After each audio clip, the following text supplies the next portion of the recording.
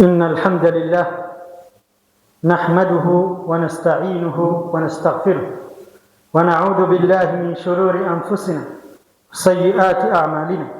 من يهده الله فلا مضل له ومن يضلل فلا هادي له. وأشهد أن لا إله إلا الله وحده لا شريك له وأشهد أن محمدا عبده ورسوله.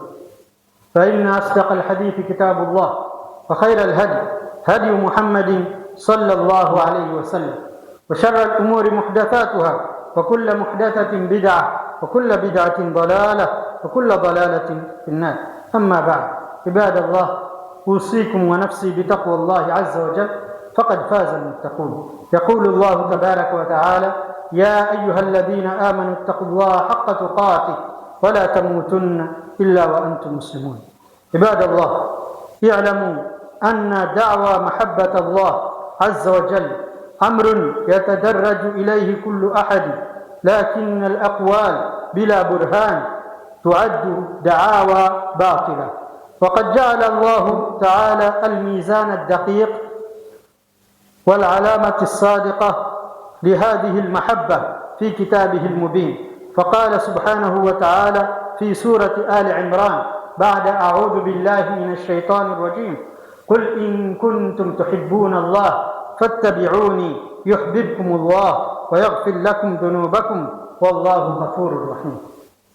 Ndugu zangu Waislamu, ama khutba yetu ya leo itazunguka katika hii aya tukufu, qul in kuntum tuhibbuna Allah fattabi'uni, kwa unwani ya kwamba watu wanadai kumpenda Mwenyezi Mungu lakini hawataki kufuata sunna na mienendo ya mtume wa Allah, sala na salam zimfikie.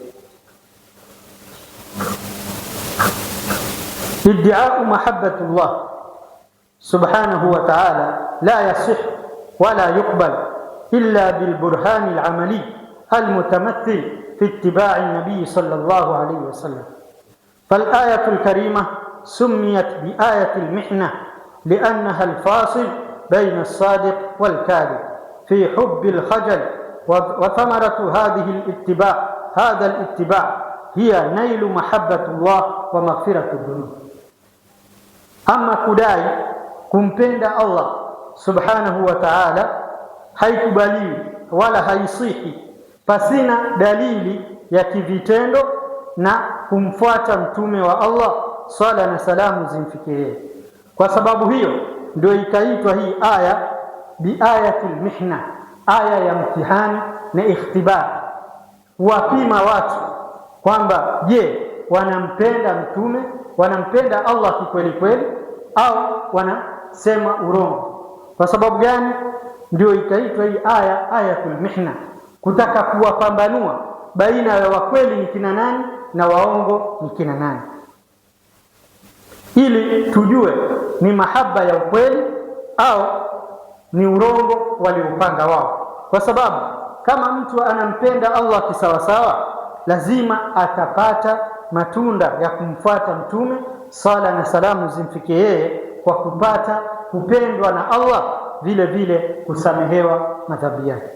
Ya'lamu anna da'wa mahabbata Allah azza wa jalla amrun yatadarraju ilayhi kullu ahad, lakin al-aqwal bila burhan tuaddu da'awa al-batila. Jueni ndugu zangu Waislamu kwamba kudai kwamba wampenda Allah subhanahu wa ta'ala ni jambo ambalo linakwenda daraja kwa daraja, na linatakaniwa kila mmoja wetu afuate njia hiyo.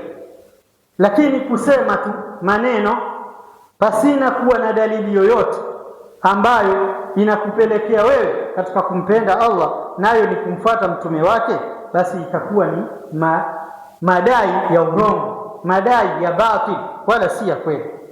وقد جعل الله تعالى الميزان الدقيق والعلامة الصادقة لهذه المحبة في كتابه المبين حين قال سبحانه وتعالى في سورة الأنعام: قل إن كنتم تحبون الله فاتبعوني.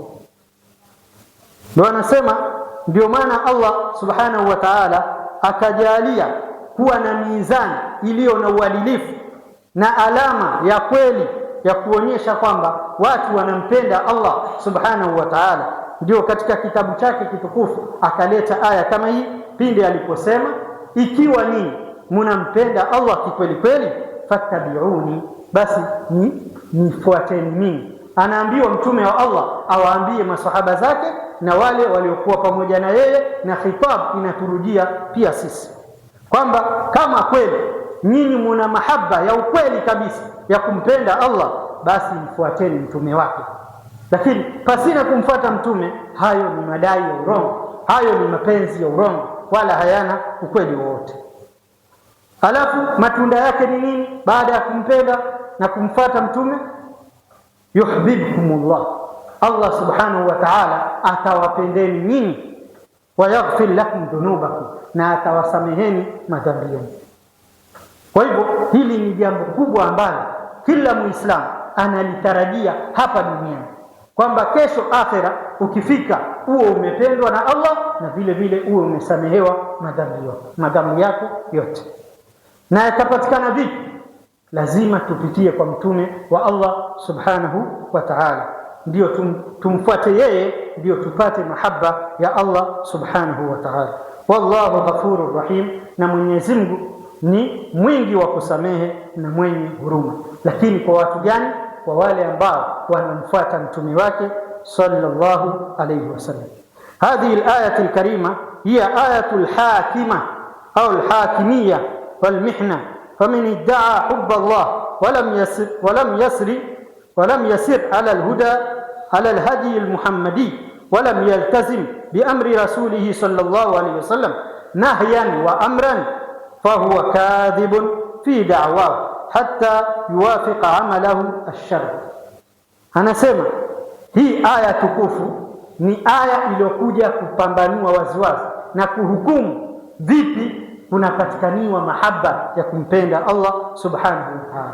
Basi tujue yoyote ambaye atadai kumpenda Allah na wala hafuati mwenendo wa mtume na sunna zake na vile alivyotufundisha, basi ajue kwamba wala hatojilazimisha na maamrisho ya mtume, ima makatazo yake au maamrisho yake, basi ajue huyo ni mrongo katika madai yake. Kwa hivyo siku zote wewe ukijidai kwamba wampenda Allah, pitia kwa mtume wake sallallahu alaihi wasallam. Hapo ndio kutapatikana mapenzi ya ukweli. Na ajue ya kwamba lazima vitendo vyake vifuate sheria. Sio yeye yajidai wampenda Allah na hataki kumfuata mtume wake, na wala vitendo vyake haviendani na sheria ya Kiislamu, alafu anadai anampenda Allah. Hakuna mapenzi kama hayo. Ndio Allah akatwambia, kul in kuntum tuhibbuna Allah, sema ewe Muhammad, ikiwa mnampenda Allah, fattabi'uni, nifuateni mimi mtume wake.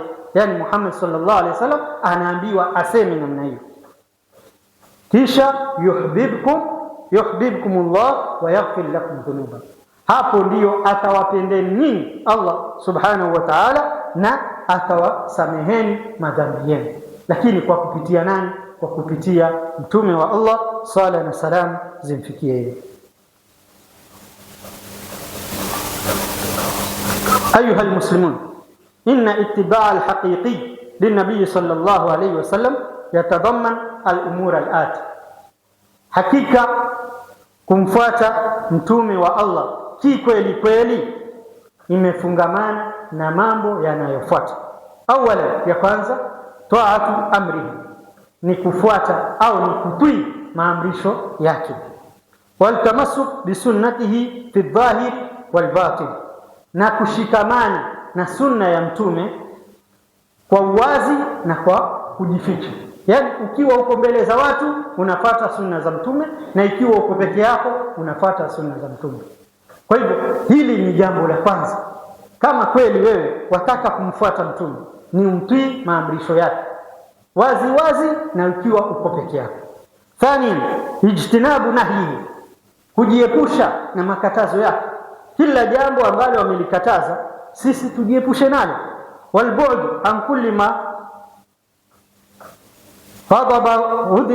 fadhaba lahu wa rasuluhu, na kila jambo ambalo litamuudhi mtume na litamuudhi Mwenyezi Mungu na mtume wake tujiepushe kabisa katika jambo hilo. Ndio maana Allah subhanahu wa ta'ala akasema katika suratul Hashr, wama atakumur rasul fakhudhuhu wama nahakum anhu fantahu, yale mambo yote ambayo amewaamrisha amewaelekeza mtume wa Allah sala na salamu zimfikie yeye, chukueni, yani fuateni, tekelezeni. Wama nahakum anhu fantahu, na kila jambo alilo wakatazeni basi komekeni nalo, liacheni kabisa. Huku ndio kumfuata mtume na huku ndio kuonyesha kumpenda Allah subhanahu wa ta'ala.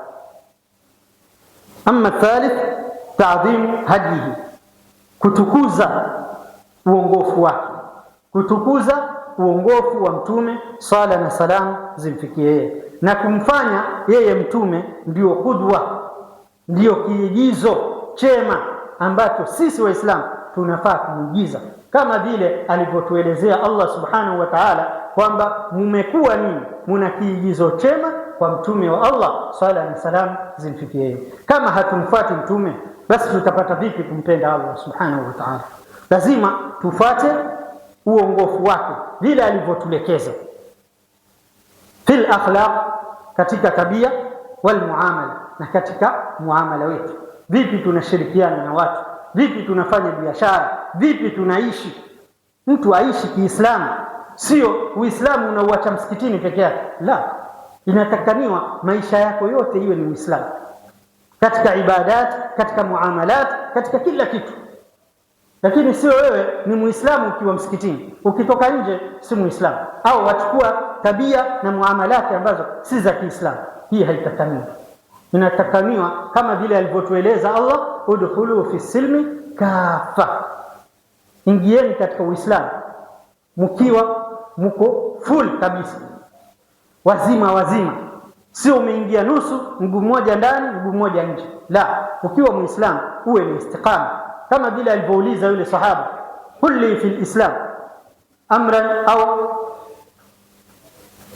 qawlan la as'aluhu anhu ahad, au kama qala, faqala rasul qul amantu billah thumma istaqim. Mtume akamjibu akamwambia, sema nimemwamini Allah kisha uwe na msimamo. Kwa hivyo ukitaka kuwa wewe ni Muislamu wa kisawasawa, lazima uwe na msimamo, maisha yako yote yawe ni Uislamu, uwe unamfuata mtume wa Allah katika akhlaq zake, tabia zake, na katika muamalati zake. La, kama ikiwa utakuwa wewe hufuati kama vile alivyoishi mtume sala na salamu zimfikie yeye, basi wewe utakuwa bado imani yako iko chini, na wala utakuwa madai yako si ya ukweli kwamba wewe unampenda Allah na mtume wake.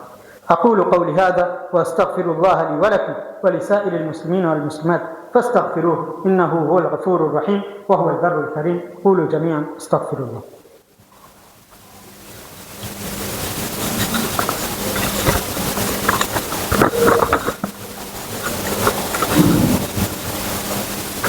الحمد لله رب العالمين، والصلاة والسلام على خاتم الأنبياء والمرسلين نبينا محمد وعلى آله وصحبه أجمعين.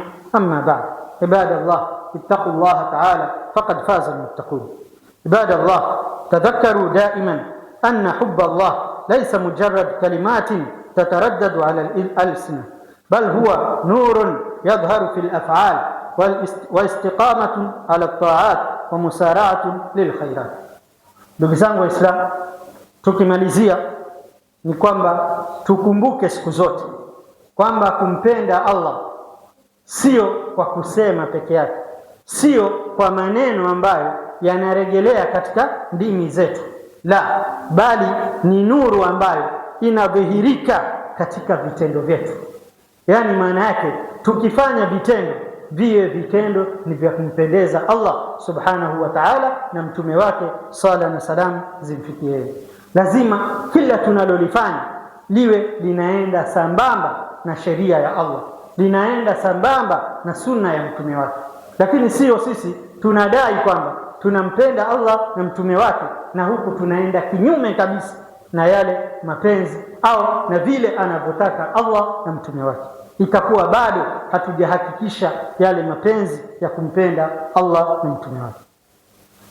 Wastiqamatun ala ta'at, na vile vile tuwe na msimamo katika kumtii Allah subhanahu wa ta'ala. Sio sisi tunajifanya ni wachaji Mungu pindi inapoingia Ramadhani, lakini ikishatoka Ramadhani basi tunakuwa sisi na kutii Allah na mtume wake tuko mbali kabisa. Au kama vile wengine ambao tunawaona wanakuja kuswali siku za Ijumaa peke yake, au Ramadhani mpaka Ramadhani, au siku za Eid, au katika munasabati zozote zile za kidini. Hii itakuwa ni makosa. Tutakuwa sisi hatuna tofauti na wale ambao si Waislamu, kwa sababu wale ambao si Waislamu wana siku moja tu wanaomkumbuka Mola wao. Sasa na sisi tutakuwa hatuna tofauti na wao. Kwa hivyo Muislamu anatakaniwa kila siku, kila wakati yeye awe ni Muislamu. Sio time fulani wewe ni Muislamu lakini time nyingine si Muislamu, siku fulani ni Muislamu siku nyingine si Muislamu. La, lazima uwe na istiqama katika dini yako na ujifakhiri kwamba mimi ni Muislamu. Lakini sisi leo maal asafi shadid utawakuta Waislamu hata mtu kuleta adhkari akiwa barabarani yuona haya. Waona haya vipi wewe? Na wewe ushajulikana tayari wewe Muislamu.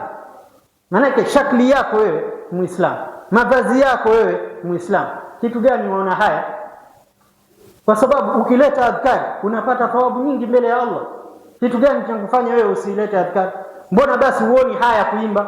Mbona uoni haya kuzungumza maneno ya kidunia? Je, unapata nini katika yale maneno? Au unapata nini katika zile nyimbo? Bali utaona kwamba wajiongezea madhambi. Waonaje ukabadilisha kati ya hayo unayoyafanya unaopata madhambi na yale ambayo utakayoyafanya upate thawabu? Kwa hivyo jaribu kujiwekea akiba yako itakayokuja baada ya haya maisha ambayo ni yenye kumalizika. Kwa hiyo sisi wanadamu tunaghurika na hii dunia ambayo ni maisha yenye kumalizika, alafu tunaisahau akhera ambayo ni maisha yenye kukaa milele. Kwa hivyo jiandae na ujiwekee akiba kwa maisha yako yatakayokuja baadaye. Nani katika sisi ambaye amezidisha zaidi ya miaka 110 ama 20? Utakuta wengi wao wanaishi miaka 60, 70, na wale kidogo wanafikia paka 100. Lakini hakuna mtu ambaye anatajawaz paka 150, 100, 200 na kadhalika. La, bali zamani kulikuwa na watu wakiishi namna hiyo, mpaka ikawa mtu akimaliza miaka 200 na akafariki watu wanamlilia. Kwa sababu gani? Wanamuona bado ni mtoto mdogo.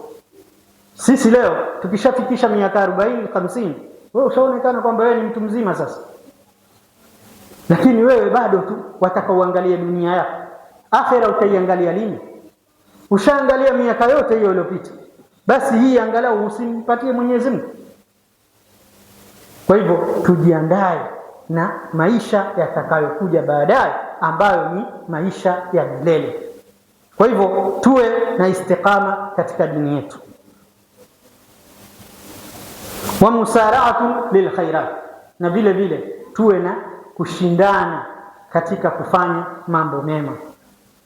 Tumetoa visa vingi hapa vya masahaba kwamba walikuwa wakishindana kila leo, lakini sisi maal asafi shadid hakuna kitu. Angalia wakati kulipokuwa na ile Jeshul Mu'sir, Uthman bin Affan alileta mali yake kiasi gani? Alileta farasi 100, akaleta ngamia 100, na sio hao peke yake bali na vile vitu vyote ambao vinatakaniwa juu ya yule farasi ambao atatumia yule mwanajeshi ambaye atapanda juu ya yule farasi, chakula chake, nguo zake za kivita, mapanga yake na kadhalika. Wafikiria hiyo ni mali ya kiasi gani? Na alitoa fi sabilillah. Kuna wakati kulikuwa na shida katika mji wa Madina, kukaja kafila kutoka Sham ikiwa na vyakula na kadhalika, na ilikuwa imeletwa na nani? Saidina Uthman. Matajiri wote wakamfuata wakamwambia, tupatie sisi, tutakupatia faida ya shilingi 1 au shilingi 2 au shilingi. Kila wanayomwambia Saidina Uthman anawaambia nimepata zaidi ya hiyo. Mpaka wakaangaliana wale matajiri wa Madina, wakamwambia hakuna mtu ambaye yuweza kupatia zaidi ya hiyo tuliokupa. Akawaambia Allah subhanahu wa ta'ala amenipatia zaidi ya hiyo. Kwa hivyo hii mali yote igawanywe kwa wale mafakiri wa Madina. Huu ni msara vipi wa khairat? Kwa nini na sisi twashindwa? Hata kama huna hicho kichache chako, jigawanyie wewe, nusu mpatie Allah subhanahu wa ta'ala. Na siku zote Allah anaona haya kukopeshwa. Kwa hivyo kesho utakwenda kuona malipo makubwa sana mbele ya Allah. Kwa sababu ya nini? Kwa sababu ya ile sadaka au jambo la kheri ulompatia Allah subhanahu wa ta'ala. Kwa hivyo ndugu zangu Waislamu, tukidai sisi tunampenda Allah, lazima tumfuate mtume wake. Pasina kumfuata mtume wake, tutakuwa hatuna jambo lolote la kutuonyesha sisi tunampenda Allah. Alafu ndio pale tutakapopata matunda ya kumpenda Allah na mtume wake, pindi tutakapomfuata mtume wake. Kwa kupata nini? Kwa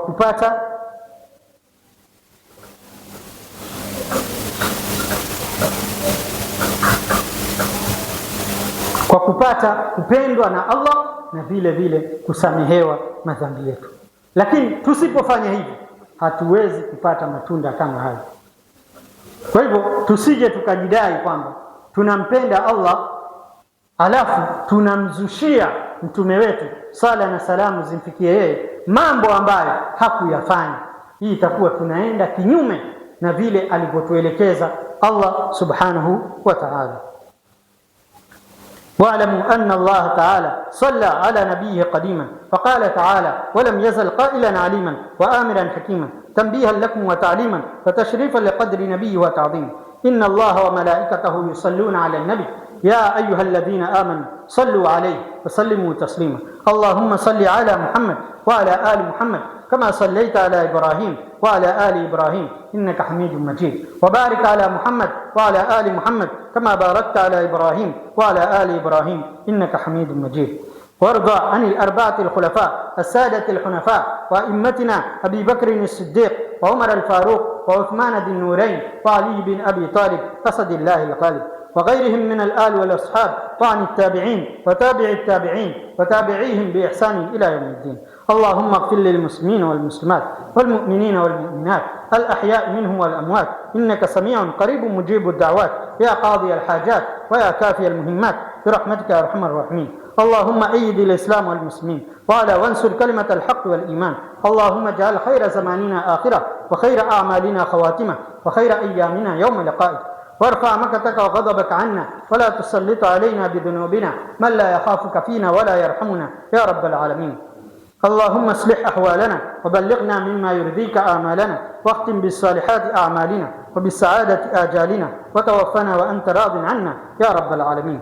اللهم اجعلنا من المحبين لك المتبعين لرسولك حقا وصدقا. اللهم اغفر لنا ذنوبنا وإسرافنا في أمرنا وثبت أقدامنا وانصرنا على القوم الكافرين. اللهم لا تدع لنا في مقامنا هذا ذنبا إلا غفرته، ولا مريضا إلا شفيته، ولا ميتا إلا رحمته، ولا دينا إلا قضيته، ولا هاما إلا فرجته، ولا طالبا إلا أعطيته، ولا فقيرا إلا أغنيته، ولا عسيرا إلا يسرت له، ولا مبتليا إلا عفيت عنه، ولا مظلوما إلا نصرته، ولا عدوا إلا خذلته، ولا حاجة من حوائج الدنيا هي لك رضا ولنا فيها صلاح إلا أعنتنا على قضائها ويسرتها رب العالمين برحمتك يا أرحم الراحمين. أسأل الله العظيم رب العرش الكريم أن يغفر لي ولكم وللمسلمين أجمعين. بعد الله، إن الله يأمر بالعدل والإحسان وإيتاء ذي القربى وينهى عن الفحشاء والمنكر والبغي يعظكم لعلكم تذكرون. اذكروا الله العظيم يذكركم واشكروه على نعمه يزدكم ولذكر الله